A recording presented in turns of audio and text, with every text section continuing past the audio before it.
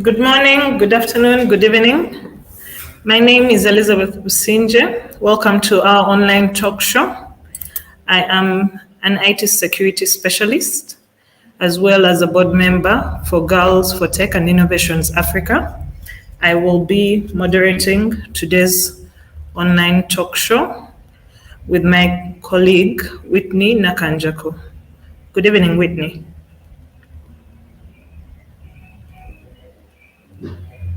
Good evening, Miss Elizabeth. Briefly introduce yourself to the guests online. Good evening to you all. My name is Whitney Nakanjako. I'm a facilitator at Girls for Tech and Innovation Africa. Thank you. Today we are celebrating World Creativity and Innovation Day. Our theme is Create, Innovate, and Collaborate. The International Day for Creativity and Innovation was celebrated for the first time on April 21st, 2002. The day serves as an occasion through which examples of best practices can be promoted and the use of creative thinking can be highlighted while employing technology. Creativity and innovation at both the individual and group levels have become the true wealth of nations in the 21st century, allowing cultural interaction and gender-inclusive technology that fosters a creative economy, which includes audio-visual products, design, new media, digital arts, publishing, and visual arts. Culture is an essential component of sustainable development and represents a source of identity, innovation, and creativity for the individual and community. Girls for Tech and Innovations Africa is using this as of April 22nd to do something different, to inspire new thinking or action and help people feel their potential to make a positive difference. We are joining the UN to commemorate this day as part of its mandate, and we will be hosting this talk show today to celebrate World Creativity and Innovation Day. With us, we have four speakers, and I will give each speaker 1 to 2 minutes to introduce themselves. The first speaker is Mr. Buffo from Landmark Christian School. Good evening, Mr. Buffo.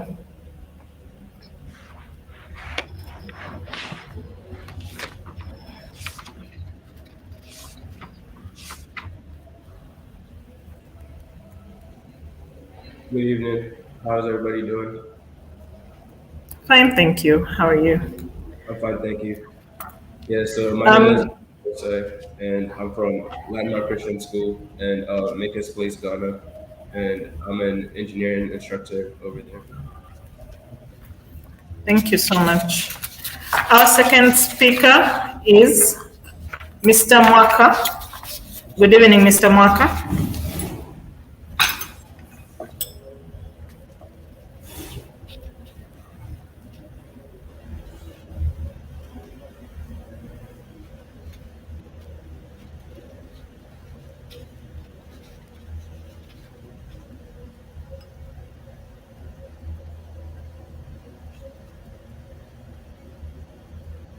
Hello?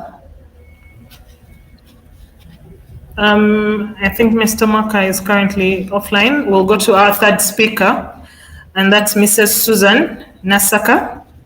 Good evening, Mrs. Susan.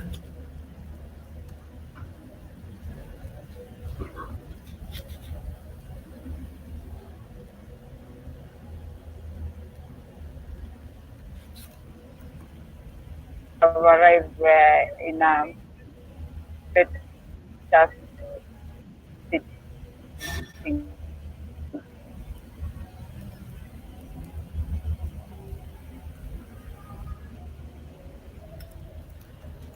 We seem to be having a bit of a technical problem with Mrs. Naka's internet. I will go to our fourth speaker, and that is Miss Assumpta Widak. Good evening, Miss Assumpta.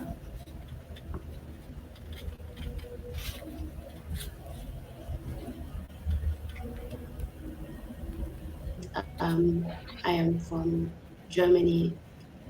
but born in Cameroon, and I have a master's degree in industrial pharmacy and striving for my PhD in pharmaceutical technology.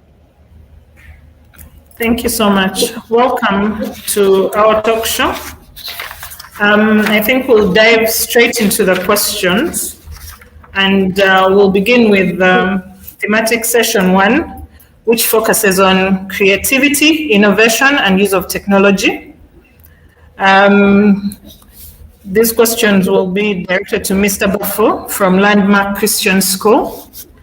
Our first question is, how are public and private institutions globally collaborating and promoting the use of technology and innovation to support STEM programs?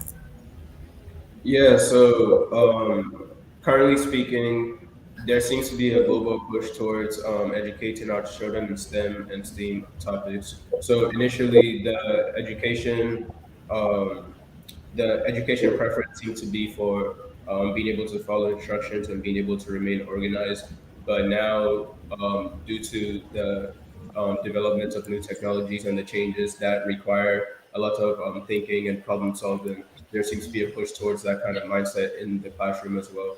And so you see various schools start to adopt engineering topics such as coding, such as robotics and 3D printing, and bringing it together so that their students can learn these topics at young ages and continue to grow in them. And so with this, there are several organizations that were ahead of the curve, like Maker's Place, KiwiCo, Google, creating camps for little kids. While now there are more organizations and more governments starting to hop onto the trend. So like Ghana's government in December announced some makerspace labs being developed for the upcoming school year in 2023, and other schools like Landmark adopting an engineering program into their curriculum about 4 years ago when I arrived there, and other such schools and things. And so right now, the rest of the world is trying to push towards that education for their populations so that they can be competitive as the global market continues to change. Thank you so much. My second question to you would be, how have STEM activities contributed and resulted into the expanding of spirit of creativity and innovation within our learners, especially the girls? Yeah, so basically with that, showing learners the existence of various platforms, including hardware platforms like 3D printing or microcontrollers, and including software platforms like CAD and coding environments. These give them more tools to like actualize their ideas. So it gives them more ways to bring their ideas in their head to life. So an example is like when you teach a student drawing, it allows them to create arts. Like if you teach them drawing or painting, they can create art with it. If you teach them about writing, it allows them to create stories because now you're giving them the words to be able to express what they're thinking and what they're feeling. If you teach them about instruments, you teach them how to play drums or guitar, they can create music with it, right? And then if you teach them um, all these different things, these different engineering tools. It allows them to work on different projects. So, like in my class, for example, students have done different projects like electric skateboards. They've created different CAD designs like go karts and cars. They've created their own characters in different CAD software like Blender, and they've even I've had some middle school students code interactive stories where they'll give you an option, you choose one option, then it will lead to a different story. Then you choose another option, it will lead to a different outcome, and apps, websites, and different things like that. And so the idea is that as a teacher, rather than telling them what to do with the platform, you teach them what the platform is, and then they can connect the platform with their interests, and then they are the ones who end up creating something from it. Thank you so much. I know you shared some videos with us regarding two of your students who have been carrying out these innovations. I will request the technical team to share those videos with us right now. Thank you.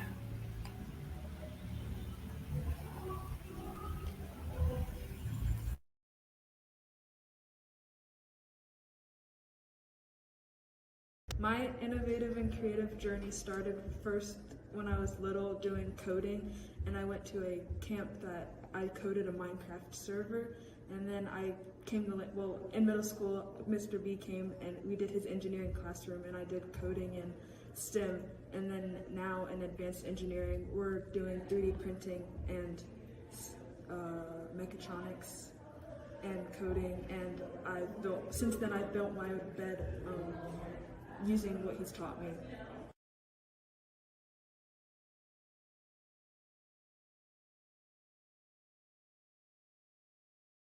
What have I done to get where I am today is actually attempt the stuff that I want to do, like building my bed and it, like being successful and trying new things like 3D printing, where I didn't have like as much experience as others to get where I am.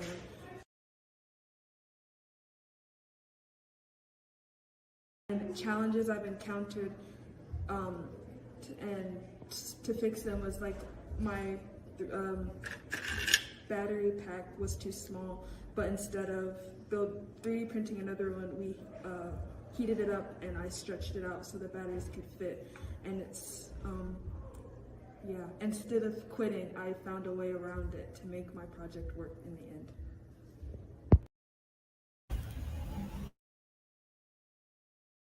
Hello, my name is Anaya Yates, and I'm in 8th grade at Landmark Christian School.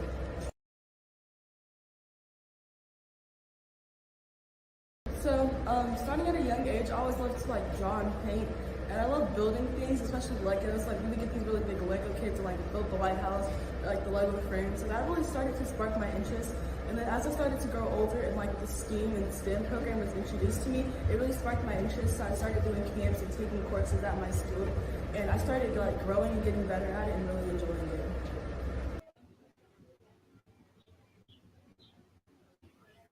What have I done differently? I feel like for me personally, my work ethic is really what sets me apart. Like I focus, I make sure that I can take the task that's at hand, and I do everything in my power to do it. And I don't like just like wander off in the middle of the thing. I like to really focus. And once I feel that I'm at a good stopping point where I'm comfortable with like, hey, I can take a break, then I'll go take my break. But I'm just not gonna just like walk off and just quit and be like, oh yeah, I can do it, and then not really accomplish it. That doesn't work for me. So I think definitely my work ethic sets me apart.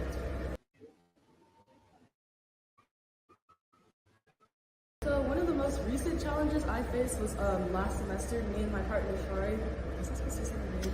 Well, whatever. Okay. One of my good friends, we were working on a project, and we were really behind because we didn't know what we wanted to do. We had no idea. We brainstormed here and there, but we really didn't know how to go about it because it was challenging and something new for both of us.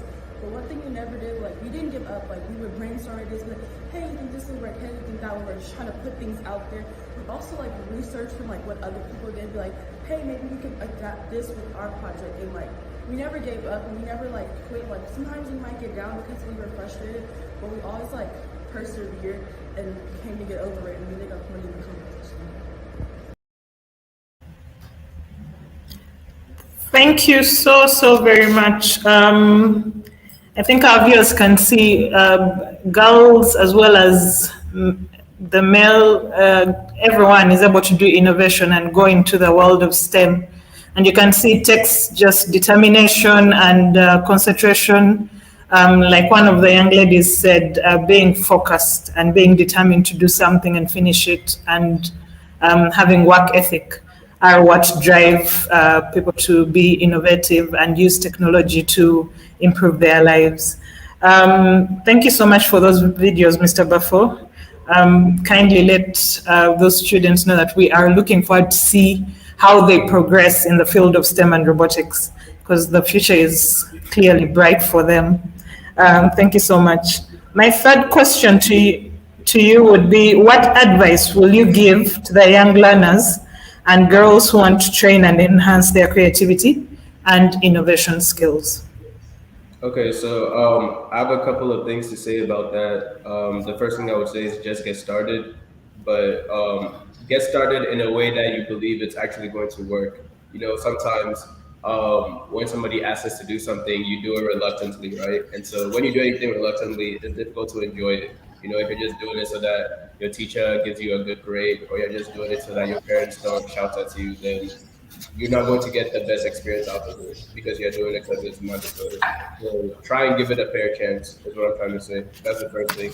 And the second thing is that as you get started, I know it's going to feel like a lot of pressure in order you're going to feel like you have a lot of pressure on you to succeed, right? But the thing about engineering and STEM is that a lot of projects fail.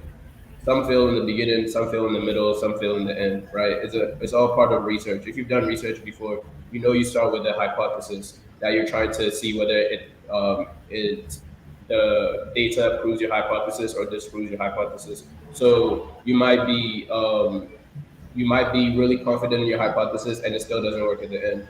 So you have to go in understanding that all these projects that you're trying to do, there are a lot of different reasons why they could go wrong and there are different reasons why they could go right. But the point is the journey and what you're learning throughout the journey. So I've had students do projects that didn't end up working out at the end where they have a finished product. But throughout the project, they learned about soldering, then they learned about circuits, they learned about how to build their own battery packs and different things like that. And so now when they go into a future project that requires them to create a circuit, since they already have the experience of doing that from the last project, that part they move through very fast. And then when they get to another piece that is brand new to them, then they have to slow down and relearn that new thing. But as long as you just, even though you feel pressure to do it, as long as you don't let that pressure hold you down, you can progress in it. Because in order to try and be a genius, you have to first start as a fool. Because the first time anybody does anything, they don't know a lot about it, right? So you just have to give yourself that grace in that initial period to just have that learning curve. So that would be my second piece. And then my third piece is don't worry about those around you, at least not in the beginning, because in the beginning, your only competition has to be yourself. You just have to make sure that you're better tomorrow than you were yesterday. Because if you are looking at people who've been doing it for 20 years, 30 years, even 2 months before you, the progress that they've made is going to be a lot more than what you've made, and you're going to feel like you're not smart enough for this, you're not good enough for this. But that's not the truth. They just have more experience than you do. And when you're learning about building things, experience is a big thing. So you need to gather that experience. And then lastly, I would say make sure that you have interest in what you're doing. Because you learn best when you have an interest in the topic. Like I said before, if you're doing something reluctantly, then it, one, you're going to not have a good time doing it, and two, you're going to feel like it's a waste of time because you never gave it a fair chance. So you have to make sure that you have an interest in what you're doing. So that's why I allow my students to actually pick their projects, right? So like I said in the beginning, I show them the tools, I show them the CAD software, I show them the coding and all that, but I don't tell them what to do with it. I just show it to them so that they understand that it's there, and then we find what their interests are and try and blend them with the tools so that they can learn the tool in a way that is interesting to them. So that's probably one of the my biggest ideas because once you're able to blend an interest, when things get hard, like you heard Amba say and Anaya say, you know, they both talked about running into obstacles. That is always going to happen. Every single one of my students' projects, no one has never run into an obstacle, right? So you want to make sure you have some interest in it because that'll allow you to keep persevering and pursuing it because you actually want it to work as opposed to you just doing it for a good grade. So yeah, you just have to keep pursuing, like pursuing and persevering, like they said. And if you do that, you'll continue to build and develop the skills. Thank you so much. To our viewers, in case you have any questions, please don't hesitate to post them in our comment section on Facebook and YouTube, and we'll be able to ask Mr. Beaufort any of the questions that you have brought up. Thank you so much, Mr. Beaufort. Kindly thank Amber and Anaya for us, and we look forward to seeing how they advance in the field of STEM. I'm sure they've motivated some young children as well as even the parents that are watching right now in terms of believing that innovation can happen and they should give it a try. Thank you so much. Absolutely.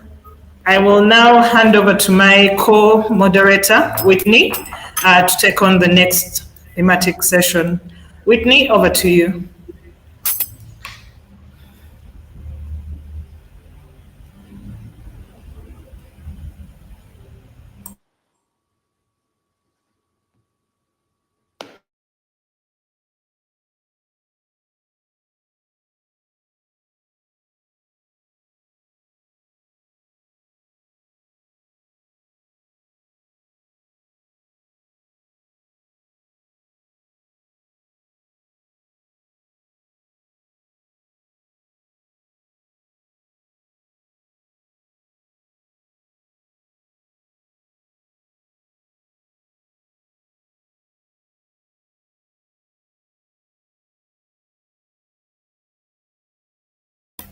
As we wait for Whitney, we do have a question on YouTube for Mr. Osei.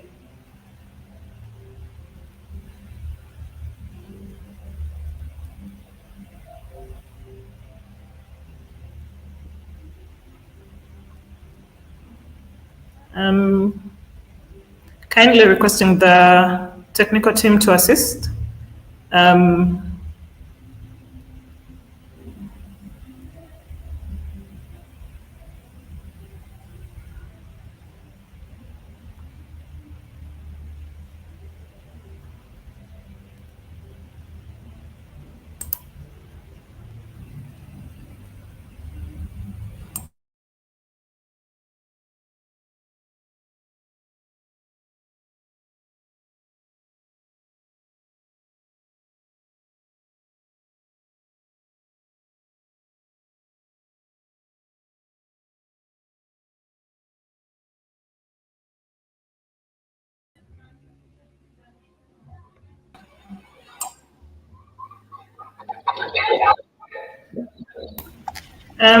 Thank you so much. Mr. Bafo, we do have a question for you posted here by a person on YouTube.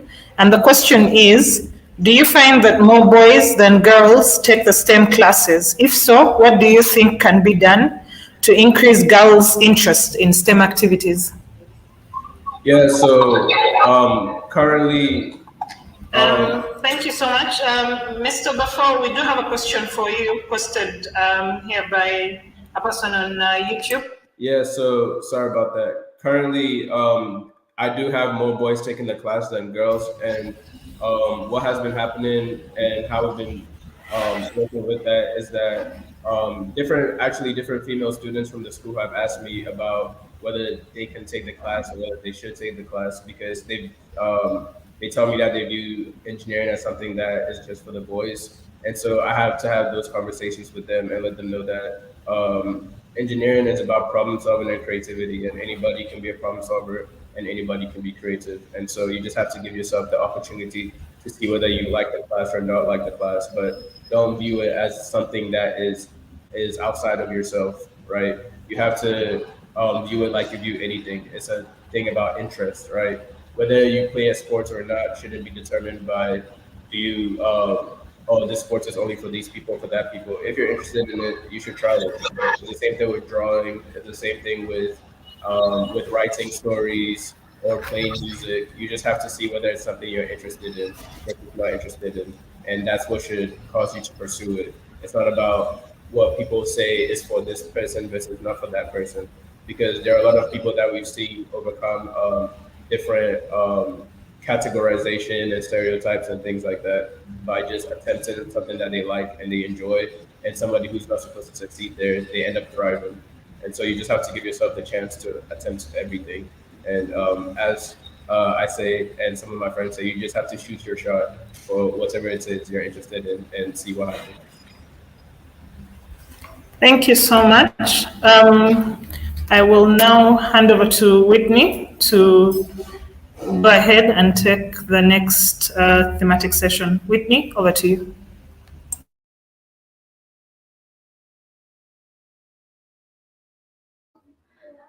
Um, our next thematic session is about sustainable solutions, and our guest speaker is Mr. Mwaka. Let me, where's, sorry, Mr. Mwaka? Yes, we are waiting for you to come online.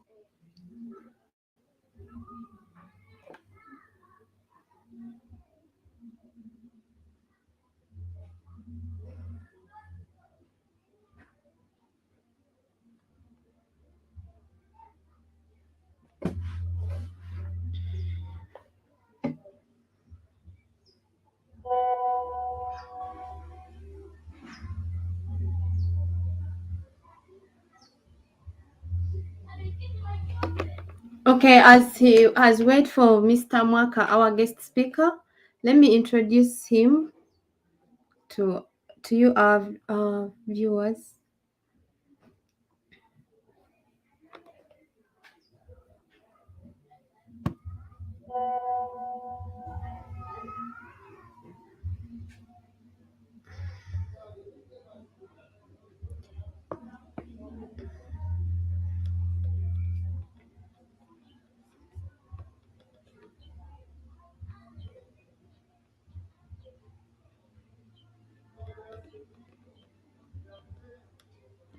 As we keep waiting for Mr. Mwaka, he is a research assistant of motion analysis and research laboratory at Islamic University Uganda, Kampala campus. He's also a student but offering a Bachelor's of Information Technology at IU, Islamic University of Kampala. He's also a former resident scientist and a robotics instructor, IUE Innovation Center, and he's also a mechanical engineer by profession. Over to you, Mr. Mark.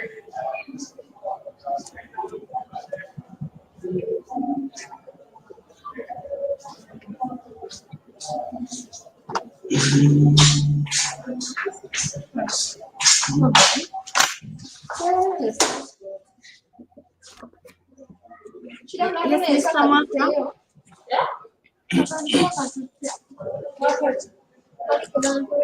Our thematic session with you is about sustainable solutions. And our first question to you is, why do you Hello think everyone, creativity and good evening. I don't celebrated? know whether I can hear me clearly. Because this side, it's like I don't get the sound. Yes, I can hear you.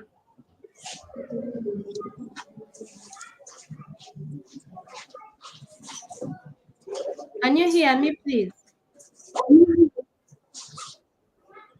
I can hear you, but you're breaking. Sorry about that. I think it's a network issue. My first question to you is, why do you think creativity Can and you hear me innovation should clearly? be... Yes, please.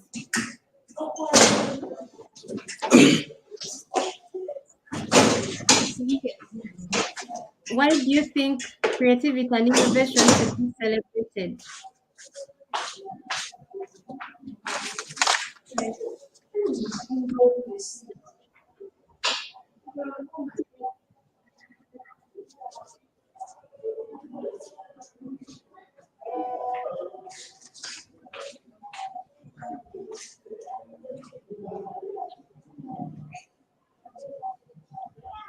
Mr. Marker, Excuse can you me, hear me?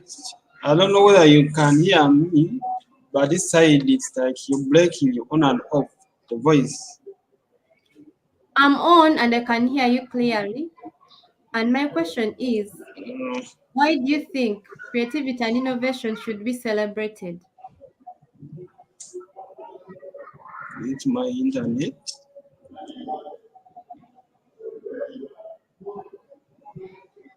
Mm,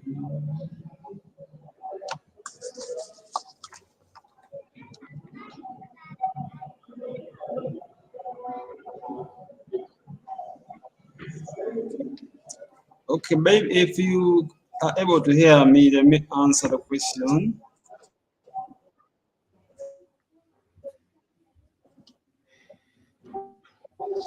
Please go ahead.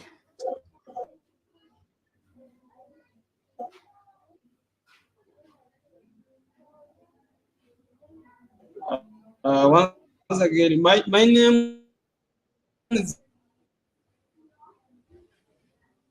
like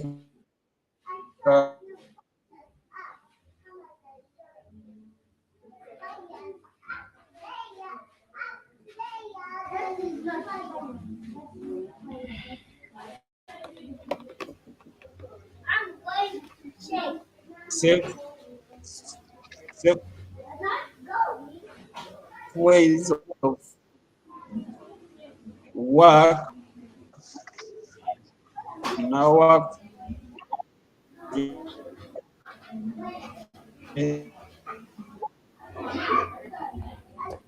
the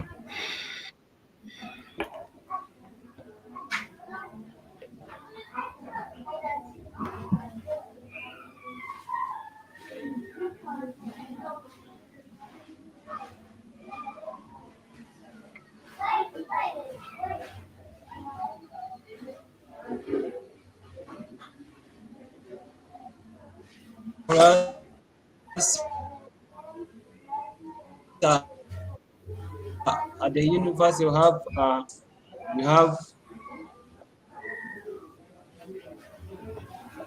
I think the network is really disturbing our dear guests.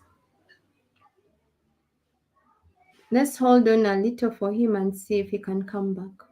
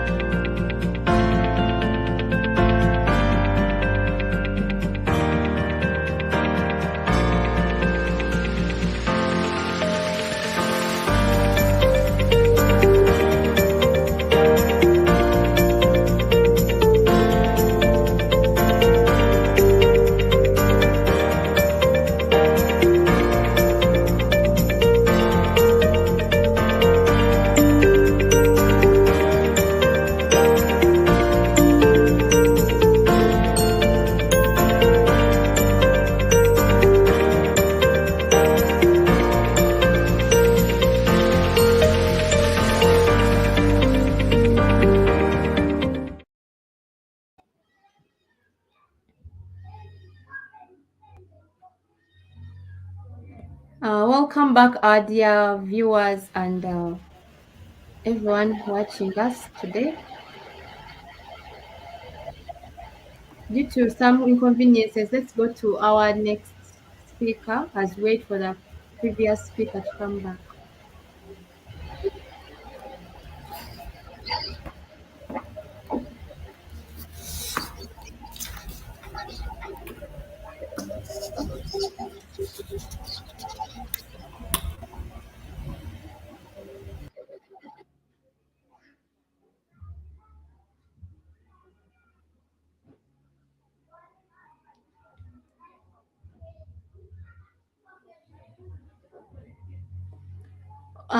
Our next session is about leadership, social influence, and cultural diversity. And our guest speaker here is Miss Susan Nasaka from Shiloh International School. Good evening, Miss Susan Nasaka. Good evening, ladies and gentlemen. Sorry about that. I've just arrived somewhere where it's supposed to be safe, and my daughter just ran into the car. But yes, good evening, viewers. Good evening, Whitney. Good evening to you, madam. Can you briefly introduce yourself to our guests, our viewers, please? All right. So my name is Susan Nasaka. As you can see, I'm a mother. I'm a mother. I'm a teacher. I run a school in Entebbe, Uganda, and school using the SCE curriculum. Yeah, I'm a mother of 4, but I also mother many at the school. So I'm that big mother. That is who I am. I'm so passionate about education. I'm so passionate about creativity. I'm so passionate, such a passionate person is who I am. I'm so passionate about Christianity, pastoral work. I do that as well. I'm so passionate to see that I change the stories of young people, changing their stories, getting them to rewrite their stories. That is who I am. Wow, that is very interesting. Let's go straight to the questions. Thank you so much, Miss Susan. And our first question to you is, how is innovation and creativity currently shaping the world and our cultural diversity? Innovation and creativity has always shaped the world, not just currently. I mean, all these things, imagine from the Stone Age, then um, you come to the next level, industrial age. Now we are moving away from industrial age, we are into the computer, internet, and all that age. So, and all this, it had to be an innovation. Someone had to think, had to come up with this idea, and out of the idea, something turned up. So the same. Right now, the world is moving so fast. I don't know, but the rate at which our children are being innovative, the rate at which everybody wants to be a genius, which was maybe not there then, but right now, innovation is taking on the world. Children are taking on the world. Last year, maybe like 5 years ago, we didn't even know anything to do with a lot. Okay, for us in Africa, probably somewhere else it was fine, but some of us never even thought that we would have take education online. It never even occurred. We were used to classroom and all that. So, the world is evolving. I think we are producing geniuses now more than it was, because, oh my goodness. And my phone goes off just like that. Sorry about that. Would also like to apologize to our dear viewers on Facebook. We are sorry about the technical issues. Yeah, but some issues are beyond our control, but we are really sorry about that. Let's wait for our guest speaker just had an issue with her phone. Let's wait for her to come back. Whitney, I request as we wait for our speaker, maybe the technical team can share the videos that were shared by our speaker regarding the innovators that they have at Shiloh International School. Thank you so much. My journey basically started when I was pretty much a kid. I've been drawing practically my whole life, but I only started to take art seriously when I was about 15. That's when I really went into like studying art and going into theories and focusing on improving my art instead of just drawing for the sake of drawing. And also it's when I started to consider it as a career that I could take on in the future. What I've done differently, I would say, is doing it consistently and every day, drawing all the time, and learning from different artists and people who are at the place where I want to be, or the place maybe where I am today. I also had to go and learn from a bunch of different freelance people and what it means to be freelance, how to grow as your own company, business person, I would say, discipline and all that. One struggle I went through was that time when my laptop and drawing tablet weren't really working at the time. Messy the pen was, would have a lot of complications, and the tablet would freeze a lot and sometimes break down. It would take about 2 hours just to start up the laptop. It was really bad, very hard and frustrating, but I eventually did it, and trust me, once I got the new stuff, the new equipment, once I made that investment, because I knew the biggest investment I was probably ever going to make was getting a new computer, a good one.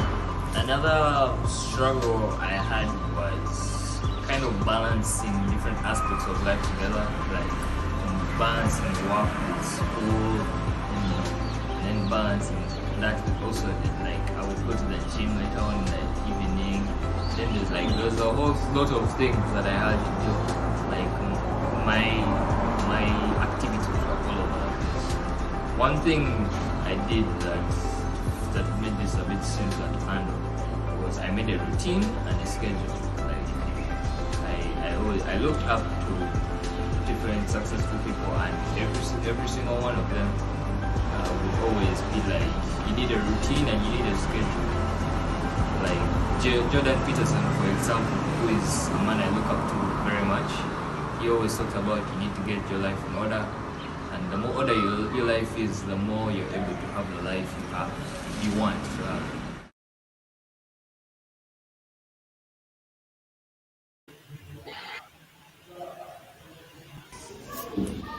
So Wow. my innovative and creative journey began when I was a child. I picked up an interest in coding. If I was to pick out something, I'd say it's I spent a lot of time learning lots of different styles of code and languages, and through that it was able to give me a bit of versatility in my approach to different situations and the way I address different challenges. And thanks to that, I do have quite a broad view of lots of things. I haven't really encountered any challenges today, but one thing I would say I've had a bit of difficulty with is, of course, the responsiveness and function of certain pieces of code. And through that, I kind of learned to be patient. Sometimes a clear head does help you address a problem differently, and through that you're able to find a different solution.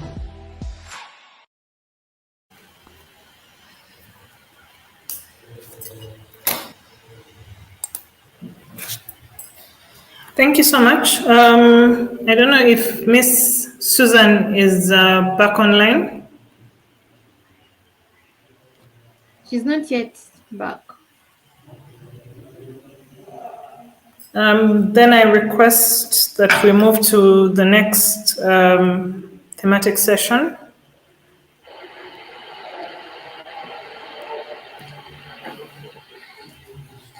Our next thematic session is the entrepreneurship journey, from ideation to prototyping and problem solving.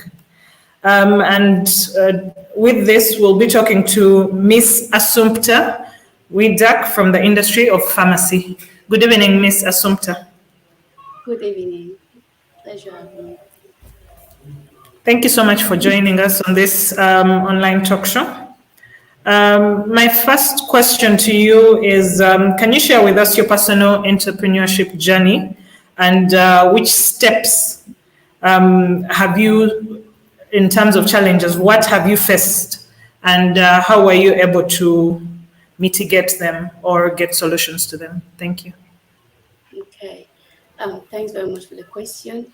So I do run my own podcast called God's Spoken Words, and it all started back during my when I was doing my master thesis or my master course in industrial pharmacy. So it was a little bit difficult to go hand in hand with the studies and the podcast. So not to neglect my studies, but also investing time on the podcast itself. So it was more of the planning and having a strategy and trying to manage my time, and which was not easy since the master course is a 2 years master course and you have a lot of practicals, there are a lot of things to do.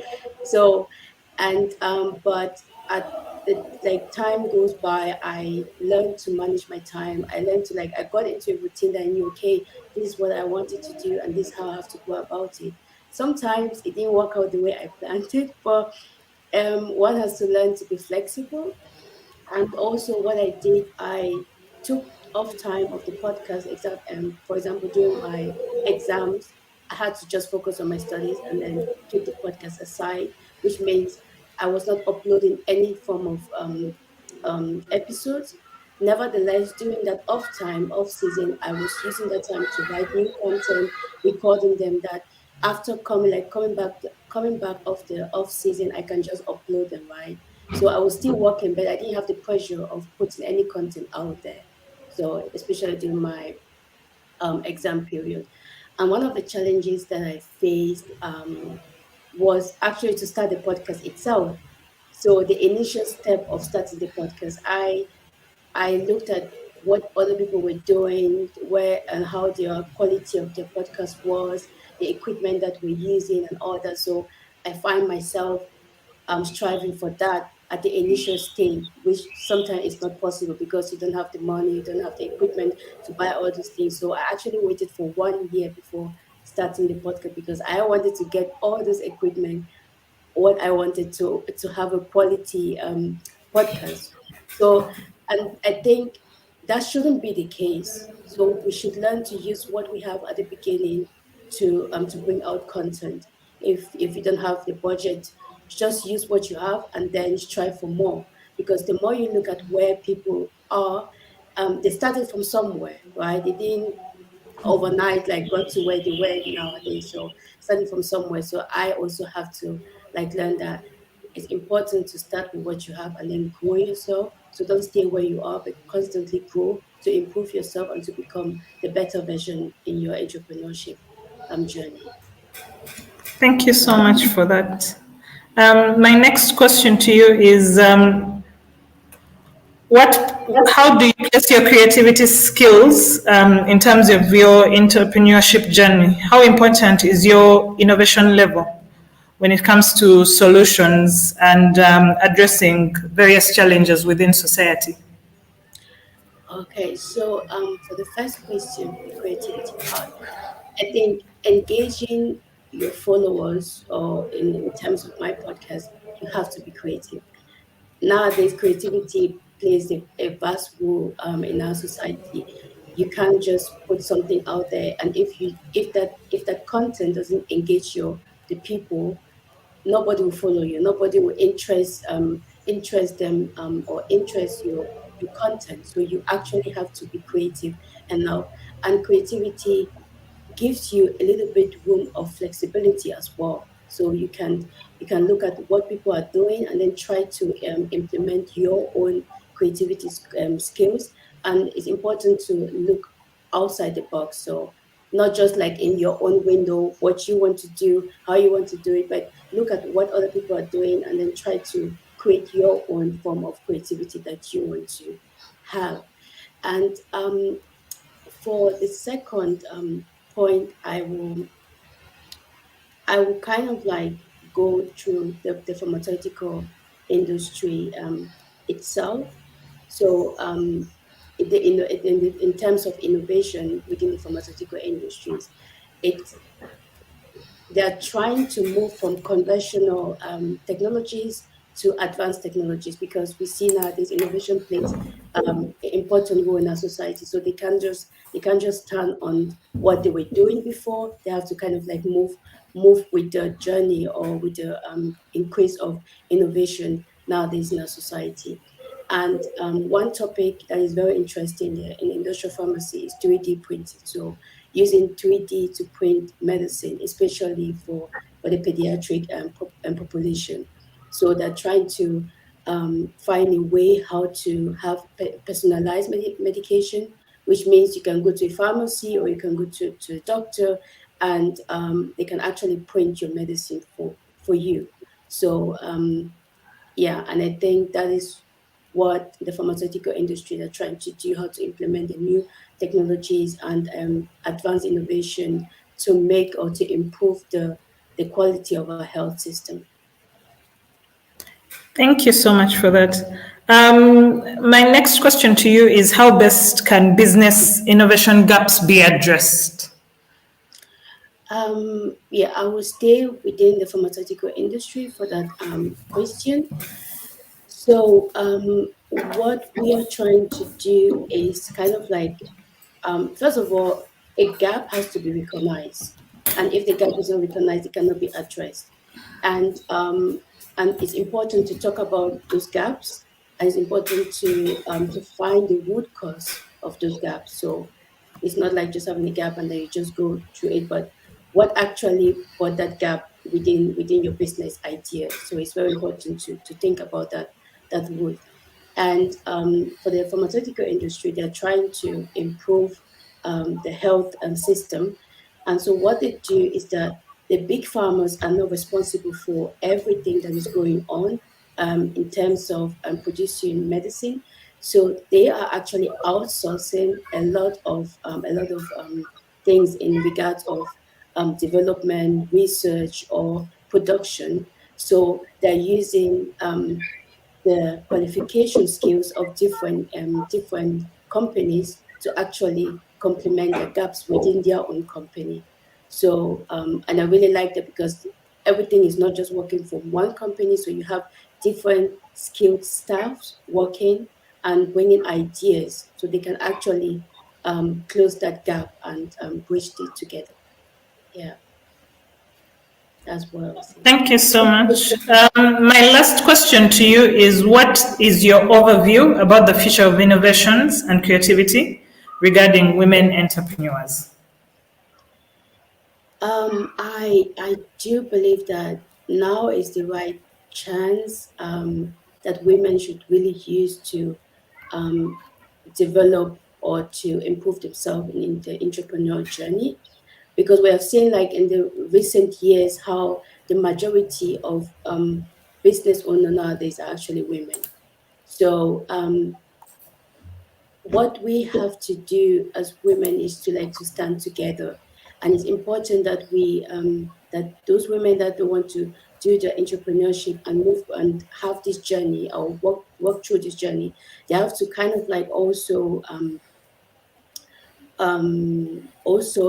educate themselves. That means, is there any gap that they want to bridge it? They have to educate themselves.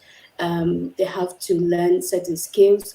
They have to be more creative and innovative, bring innovative ideas, and also kind of like support one another, and building conferences, talking about certain situations, and just working hand in hand for them to actually grow in the entrepreneur journey. And I would say it actually takes just one woman to pull up another woman. So yeah, so that's what I would say. And I saw a video recently, and the person was trying to point out that women are not able to take leadership positions, or they shouldn't take leadership positions, and they shouldn't manage, they shouldn't be a CEO, they shouldn't be a manager of any certain company, which I don't know what the person was trying, if it was just for fun or if the person was really serious about that video. But I strongly disagree. We see that within the entrepreneur journey, we see that when women are actually taking the leadership positions, this company are actually growing better. I'm not saying that the male are not doing their own job, but we see that women, we have a very, I don't know, there's just something within us that when we take something, we actually do something with it. So, and we should use that opportunity right now to make it better, so that the future, the new generation can actually see that it is possible for a woman to also be a CEO of anything, or to own a business and to be very successful. Yeah, and yeah, so I think that's why it's important to just encourage one another and to move forward, knowing that we are capable of doing the things and that I say women are not capable of doing. Yeah. Thank you so much for that. And I like what you said. We're not trying to put down the men and say that they're not able to do it, but we're trying to encourage gender equality to show that women as well can be in the field of technology. Women as well deserve a chance to step into that field of technology, and if we work together, we are able to develop and innovate and probably go further than we are right now in terms of the field of technology. We have a question for you from YouTube, from Matovo Bernard, and the question is, because most homes are poor, and most parents don't trust their girl children to go to engineering school or follow the field of engineering, and only educate the boys. What can be done to change this? I think it's to make awareness of the fact that jobs or engineering jobs are not just made for men. So like you have women out there that are also in that field, and the parents they shouldn't be afraid of allowing the children to study that part, because it actually helps them more to be more creative, to be more innovative. Engineering is, I mean, without engineering, there's basically nothing right now in this world. It actually involves everything revolve about engineering. Even in the pharmaceutical field, the pharmaceutical engineers are are more relevant than the pharmaceutical technology. So we actually have to advise those children and try to push them and try to motivate them and show them examples of leaders in the engineering field, knowing that okay, women can also do that. They shouldn't be afraid of doing so. If we also have doctors, male and female. So what's the difference if we have engineer, male and females? So yeah, that's what I would say. Thank you so much for that, Assumpta. Thank you for introducing us to the industry of pharmacy. And I like the fact that you not only talked about how you were able to do a master's and balance doing the master's and having a podcast. That shows that in case if you plan and you plan well, you're able to carry out your passion and as well as focus on your books. So I am sure all the young children here that are watching are able to do what they are passionate about as well as focus on their books. And I hope parents now can see that you can have your child go into creativity and innovation as well as focus on their books and education. Thank you so much. I will now hand over to Whitney to follow through with Miss Susan. I believe she's back online for the remaining of the third thematic session. Thank you. Over to you, Whitney.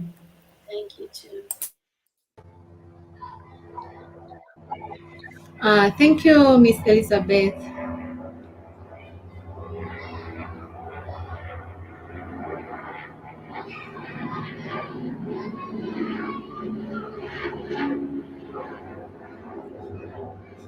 We are waiting for our other guests, Mrs. Susan Nasaka. Welcome back, Miss Susan. Sorry about that. I got a blackout. The gadget I was using just blacked out, so I had to go and get a place to plug it in. Yes, thank you. Welcome back. Let's continue from where we had stopped. You were talking about what you were explaining to us how innovation and creativity has shaped the world today. And our viewers have seen some amazing work done by the students from Shiloh International School, and we believe that's really great work. Let's go to our second question. Which solutions and innovations can be used to promote and protect our cultural heritage? Okay, so first and foremost, our children have to get exposed to the cultural heritage. Unfortunately, the world is evolving in such a way it is becoming one global village. Now, one global village, what is going to happen is most of us are going to lose our cultural heritages. I mean, most of us are. I'll give you my own example. Uganda has about 60-something tribes. I come from a different tribe, moreover, even different ethnic group from my husband. Now, I never learned his language, and the children have had to speak English because that is the common language between the two of us. You know what that is happening? We are already losing the cultural heritage. They are already in this space of between my tribe. If they were following my tribe, both of them should have been circumcised, you stand, and the symbol is you stand as a man. You don't blink when they're circumcising you when you're about 13, 14. In his culture, that doesn't happen. So our children come in a place where they are torn in between, and that is what is going to happen all over. That is what is happening. There's the cultures, we are losing it. Now, how do we preserve that? Creativity, innovation, storing those values. Museum are there. What are museums there for?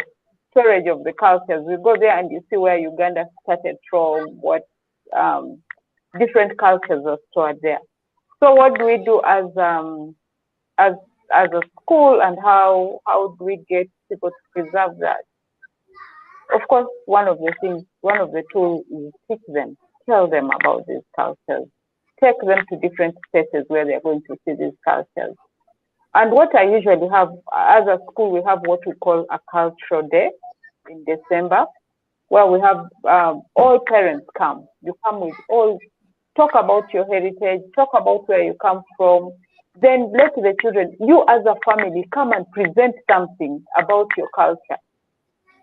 So we are trying, or what are we trying to do to preserve our cultures, to innovate something that is going to teach our children where they came from, what is their heritage. It's not just, like it is, what some of the foods our children don't even know, and those are our traditional foods. These days they'll tell you KFC, they'll tell you something, some will tell you how food comes from the fridge, beans come from the fridge. They don't know that the beans will grow like this and like that.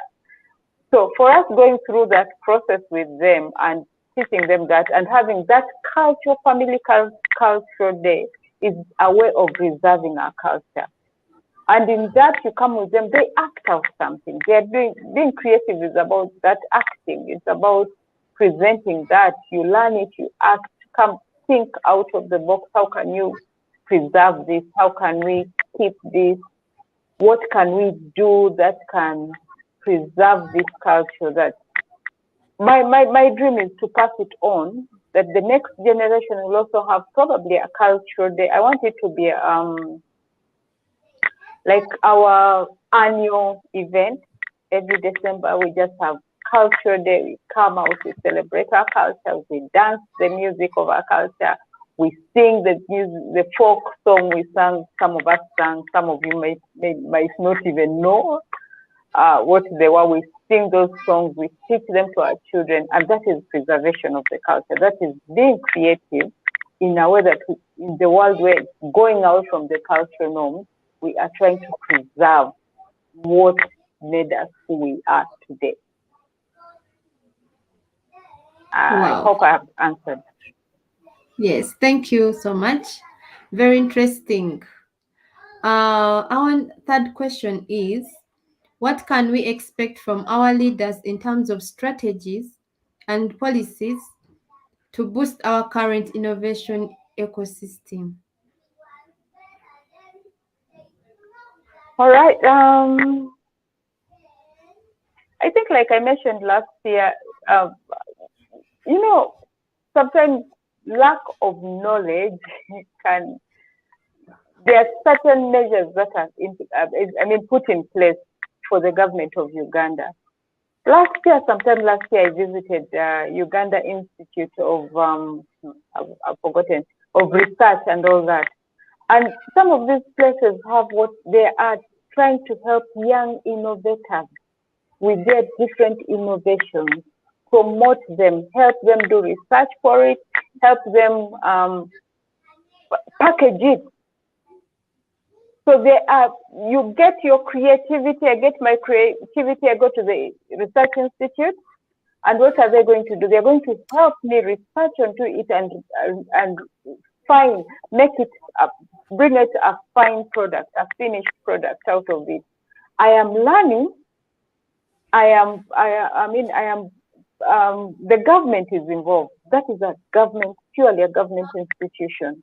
A government institution that is helping us preserve, help young people innovate, helping us be creative, helping us promoting our creativity, promoting some of those innovations.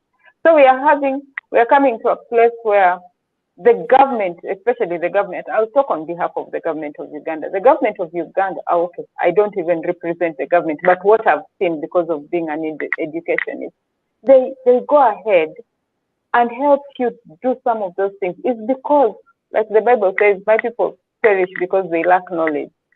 Some of the young people who have very beautiful creativities, creative ideas and all that, are perishing just because they don't know where to go to access certain help in certain areas. So Uganda has that research institute where you just go there, you get help, your ideas, your innovations are worked upon to become something world class. So you really get help in that. I hope other African governments have. Probably they do, but it's just because so many people don't know. But there are those institutions in place. And moreover, when you go to URI, you don't even have to pay a penny. It's free of charge. You are incubated. Your idea is brought in. You're incubated. They help you do research on it. They help you innovate it further to come out as a very beautiful product, finished product at the end of the day. Yes. So I don't know about other governments of Africa, but yeah, there are such institutions in place, by the way, that could help us do that. Okay. Thank you so much. Finally, to which extent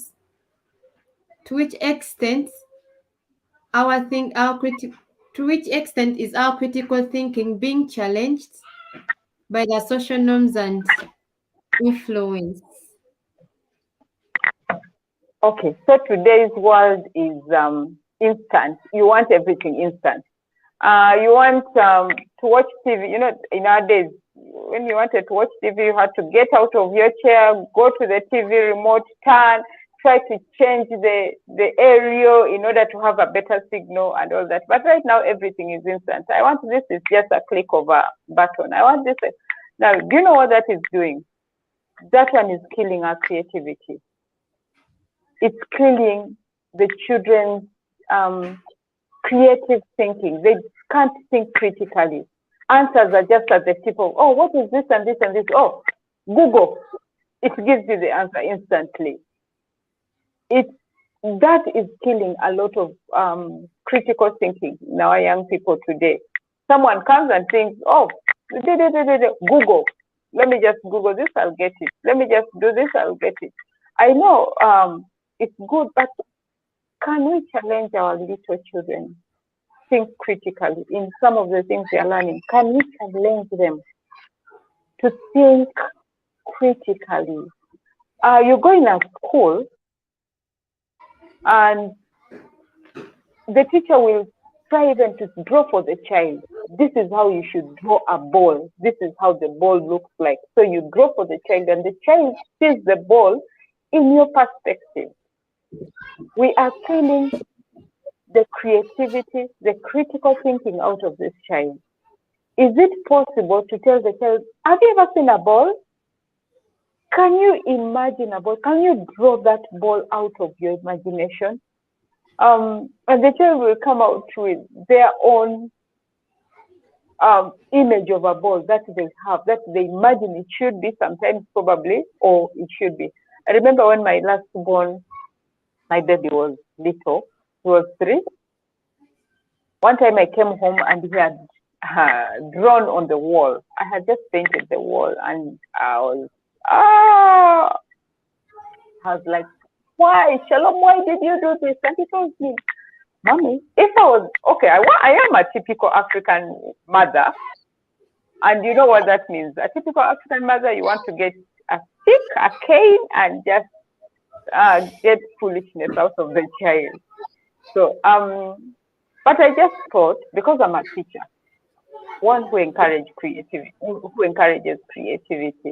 I thought, okay, Shalom, why did you write on the wall? And he just told me, Mommy, but this is you, and this is your birthday, and this is your cake. He had scribbled and recognized stuff. But to him, in his mind, this is how mommy looks like.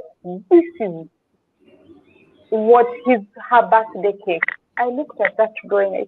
Of course, now I calmed down and told him, Shalom. Okay, next time you want to draw me, this is beautiful, but you still do it on the wall. And mommy spent money to paint this wall. And so mommy is not so happy, but I want you to draw for me that very picture in this book. I'm going to keep this the rest of my life.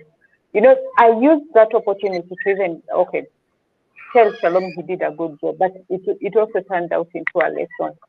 When we don't allow children to think, imagine, draw something out of their imagination, we are actually killing the creativity. We are killing the innovation. Let the children imagine. Let the schools encourage imaginative drawing, for example. Imaginative.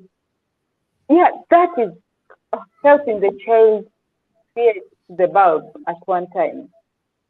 They'll come up with an innovation that will be like, wow, if this child can figure out this and this and this and this that is how most of those children, that's how the famous scientists and innovators came up. It wasn't, the car is drawn like this, so it has to be like this. No, that is killing creativity. But that is how we can also change that story to encourage the children, to encourage the school to help the children come up. Teaching the whole education is to get the children out of copy and paste, to help them think critically, to help them use their imagination to get the result, not just copy and paste. Thank you. Wow, thank you so much. I agree with you. Our culture should be, our culture should still be embraced no matter the generation or what, especially in schools, our homes. We should always train our children to keep up with our cultures, the language, the other culture things we can do with our families. And I agree with you, and I believe all our dear viewers have really picked a leaf from that. Thank you so much. And I would like to encourage our viewers to put their comments in the comment section on Facebook, Twitter, and YouTube. Thank you so much. Yes, please. Thank you. Let's go to this is the end of our session, our thematic session with you, Miss Susan. Let's invite our other speaker, the last speaker for the show. Thank you. Thank you so much, Whitney. Thank you, Miss Susan. Thank you to all our speakers today. Due to technical glitches and a few difficulties, we won't be able to have our last speaker, Mr. Mwaka, on today's show. However, we will schedule an interview with him that will be aired on YouTube Live and Facebook Live at a later date, which we will share with all our viewers. On behalf of Girls for Tech and Innovations Africa, I would like to thank our speakers for availing their time and being patient with us and having this online talk show with us as we celebrate World Creativity and Innovation Day. Our themes were create, innovate, and collaborate. And just like a quote we have here from Albert Einstein, he once said that the true sign of intelligence is not knowledge, but imagination. So we would like to encourage all our parents that have been present for this online talk show, as well as the students, to continue creating, continue being imaginative, and to take that leap of faith and try something out. Just like Mr. Bafu said earlier, even if you fail, that means you're able to move forward and learn from the failure that you've had as you try to innovate or try to create. With that said, I would like to thank my co-host, Miss Whitney Nakanjako, for joining me and the rest of the team on this journey. And I'd like to also thank the technical team for availing their time and coordinating on the back end in terms of ensuring that this live talk show was aired today, as well as the glitches were fixed. Thank you so much. With that said, thank you to all our viewers. We will continue receiving comments, and the speakers will as well continue to answer any and all questions that you have. Thank you so much. Enjoy your evening. And that is it from us. Enjoy your Friday. Enjoy your weekend. Thank you. Thank you.